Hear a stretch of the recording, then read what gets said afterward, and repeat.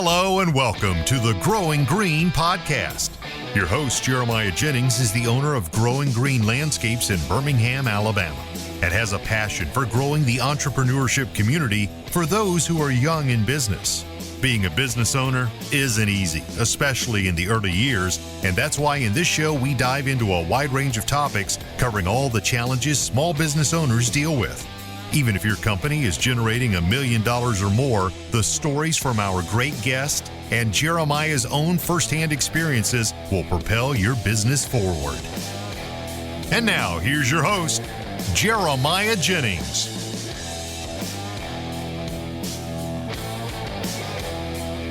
What's going on, everybody? Thank you so much for tuning in to episode today here on the Growing Green podcast. This is your host, Jeremiah Jennings, coming to you for a fresh new Monday episode for you. Hope you guys are well, having a great week out there. Start to your week, I should say. Whenever it is you're listening, whether it's hot, cold, it's not going to be cold this time of year, but maybe you're catching up from winter. Maybe you're in the winter and you're catching up on old podcasts. Maybe cold, maybe you're plowing snow or something like that. Somewhere down the line, hope you are doing it safely, but we are hot in Alabama and Panama City where we were last week. So I took a good little vacation last week down to the Gulf of America, Panama City Beach with the family. It was a great week away there. Guys crushed it at home, had a few little hiccups along the way, but we pushed through them. And we're learning new things in business every single day. We had our first company vehicle accident, so that happened while I was away, which was fun. But thankfully, we have a really good insurance agency that we use, and they were seamless. They're like, just get us the report, we'll start the claim, go on. Everybody moves on about their day. So aside from that, it was a pretty low-stress week. That was the biggest thing that happened.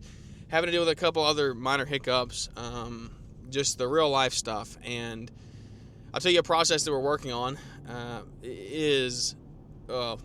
processes that we're working on are just the little stuff that it's very easy to slip up and not do as a one or two man band. And I have to catch myself doing it or not doing it all the time, and that is like having a spotter for backup. Mark Bradley's talked about it to the nth degree. One of the most common things that happens in a landscape yard, in a landscape company, is backing into vehicles with trailers. And we were on a customer's property a couple weeks ago and should have had a spotter out, especially in this time. It's already been addressed and we've moved past it with our team, but should have had a spotter out with the way that the angle that we were backing in, and they did not. And we clipped the side of a car, put a hole in the door. Didn't mess our stuff up at all, obviously, because it's a steel trailer coming at it, but messed the car up pretty good. So it's too small to file an insurance claim on, but just enough to where it's like, oh, this is annoying. So it's like $3,000 repair there.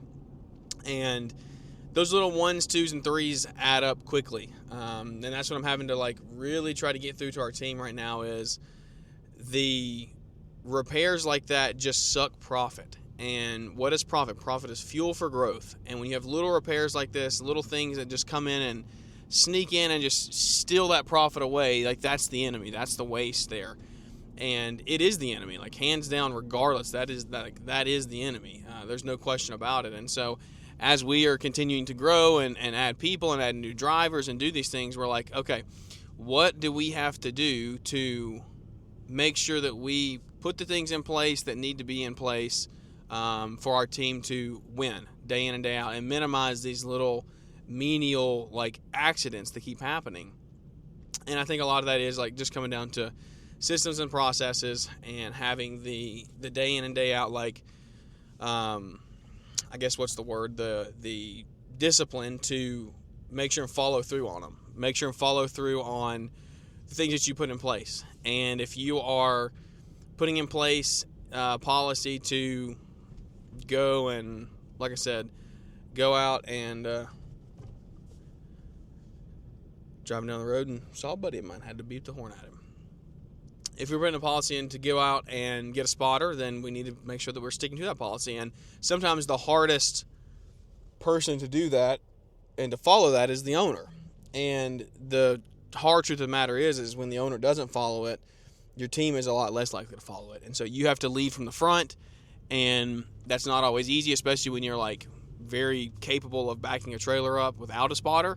that is just still the wrong mindset to have, and we just need to embody that as a company. And so little steps, little things. It's the death by 1,000 paper cuts. That's what I feel like that's what our year has been, honestly. It has been, we're survival through 1,000 paper cuts. We have not reached death, but we are surviving through 1,000 paper cuts. It's the little things. And what it comes down to is like the difference in having experienced people versus inexperienced people, the training of everyone. It is not easy to train people. Like it may sound easy. It may seem like it's a really cut and dry process.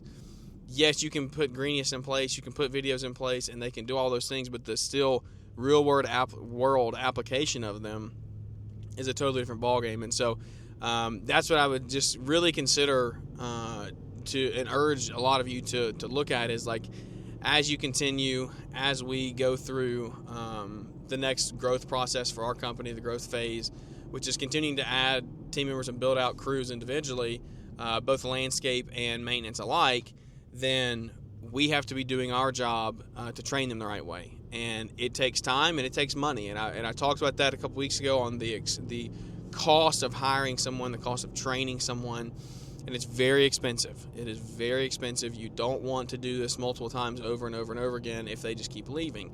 And so I get that sentiment of people like, well, what if I invest all this time and money in them and then they leave?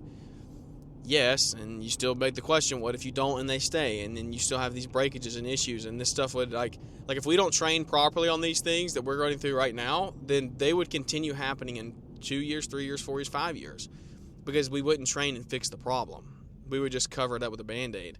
But like the actual wound would not be fixed. It would not be healed. And so as we grow, that's a big thing that we're focusing on, and I would encourage a lot of you to do the same.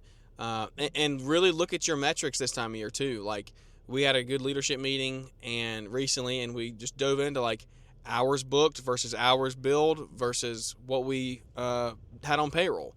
And it's like, okay, here we go. You know, it's numbers are numbers, and it's easy. It's an easy formula to look at because it removes dollar signs. Like it takes money out of the equation, and it just goes down to like, we have this many hours estimated, we have this many hours on the schedule, how many hours do we actually work? And what revenue did we invoice at the end of the week? Like, that's how you can sit there and look at that and really break it down.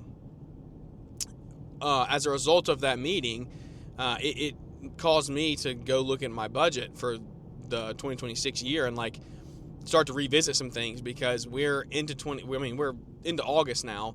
So we got August, September, October, November, December. We got 5 months left, and they're the latter half of the 5 months. You know, like for those of you that do snow, you're going to pump some revenue late November, December. For us, our revenue will drop off in October, and we'll dip down a little bit. So our job is like to really keep pushing sales on landscapes and enhancements right now. Make sure we keep that pipeline full when our maintenance schedule does die down a little bit. But we're going into the latter half of the year, and we have to look at projections and say, okay, this is what we did last year. This is what we're doing this year. Where are we at? Do we need to adjust the budget? Do we need to cut some people? Do we have to cut material costs? Do we have to cut subcontractor costs? Do we have to cut what expenses do we have to cut? Do we have anything? Do we have any fat that we can get rid of here? And I will say a lot of people transparently cut the marketing and budgeting section first. I don't know that's the right thing to do. I think that you need to have a really good person that you work with on that. Maybe it's in-house, maybe it's AI, maybe it is contracted. Find whatever that is that works for you and do it. I've still yet to find someone who like gives extremely good returns yet. So we're still working through that ourselves. But as we continue and as we build this thing out, like that's going to be a huge priority for us. But as my mindset has grown also, like marketing's not the first thing I look to cut now. Like I need to make money on marketing. I need to make sure I have good ROAS. I need to make sure that we're getting good leads from it, that we're closing. Are they qualified leads? Like I'm looking at those things, and we may shift and pivot our strategies, but I'm not cutting marketing anymore. That's not just like my first go-to. And that's what I think, like as you grow in business, you have to realize like that is not the first thing you need to get rid of, because what happens is you get scared, revenue starts to drop off, money starts to get tight, and you're like, oh, I got to cut this expense. I don't have to market. I don't have to go out and run ads. Like, duh, I can just quit this. But like in this case here, what I'm saying right now, like we've been running ads since since March of this year, and consistent paid ads.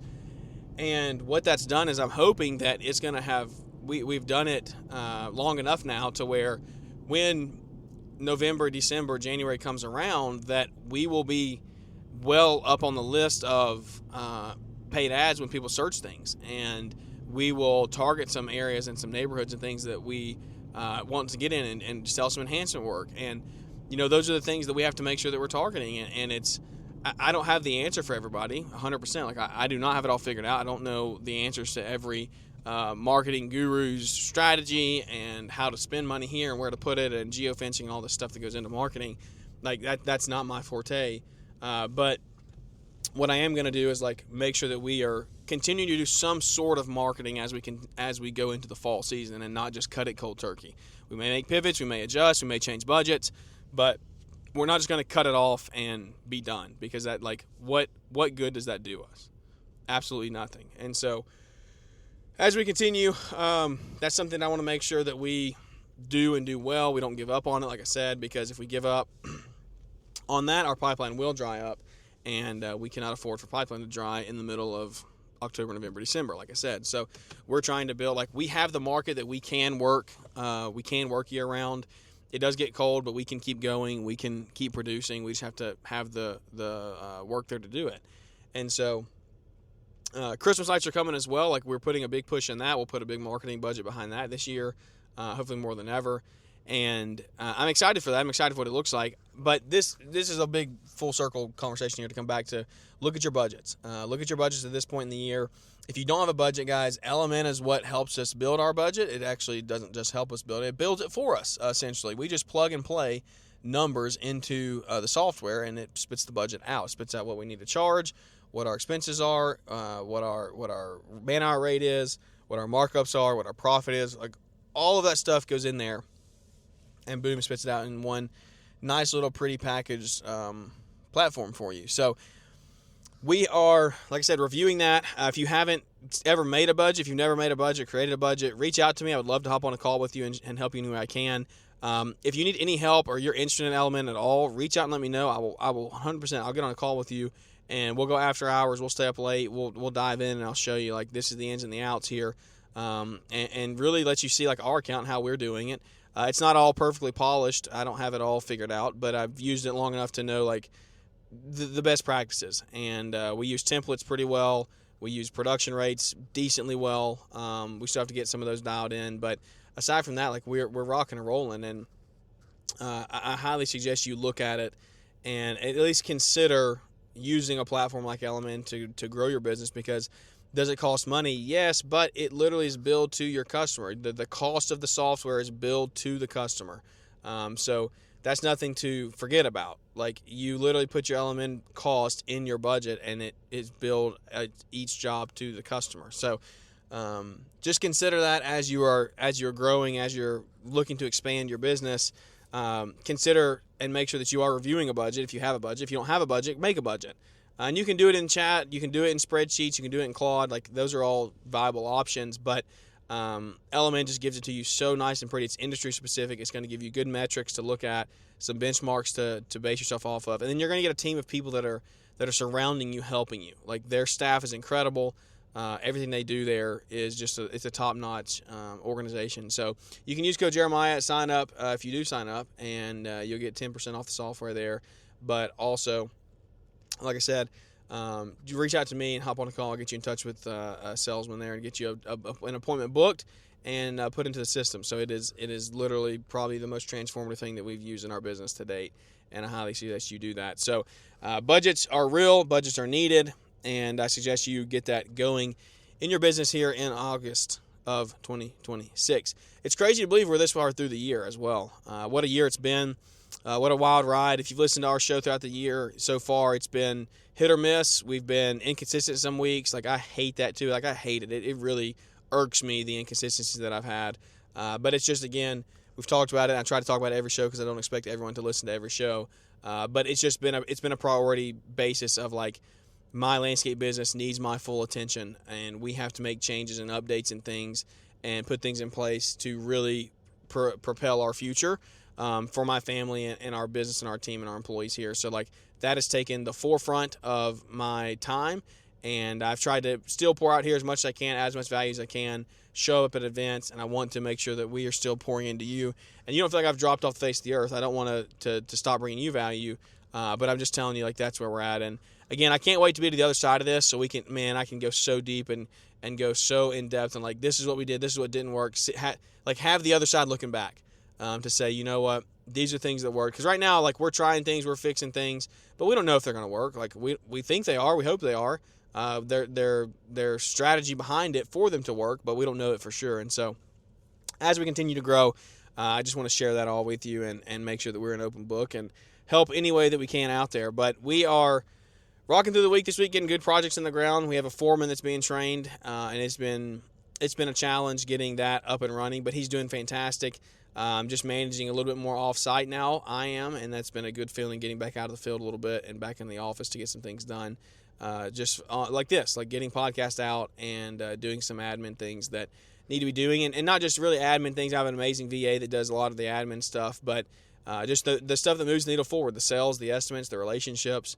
I can't wait to get back to some of that, because that is truly what I love doing, and we just have to have a good team in place to be able to perform the work so that I can do that. So as we continue to grow and move through this year ahead, that is a big focus for me, is making sure that I can protect my time, and I want you to do the same. Please protect your time. Make sure that you are spending the most time that you can doing the most value-oriented tasks that you have available to you. And it's easy to get caught up in the mundane day-to-day, like not paying attention, just getting caught up on emails, getting caught up on Instagram DMs, scrolling through Reels on Facebook and Instagram. Like, those are all good things sometimes to an extent, but you need to make sure that you are spending time, in your faith, in the Word.